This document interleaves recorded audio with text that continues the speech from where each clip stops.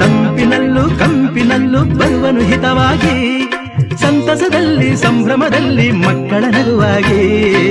ನಗುತ್ತಾ ನಗುತ್ತಾ ಬಾಳು ನೀನು 100 ವರ್ಷ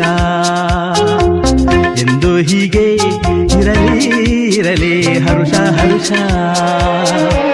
ಬಾಳಿನ ದೀಪ ನಿನ್ನ ನಗು, ದೇವರ ರೂಪ ನೀನೆ ಮಗು. ನಗುತ್ತಾ ನಗುತ್ತಾ ಬಾಳು ನೀನು 100 ವರ್ಷ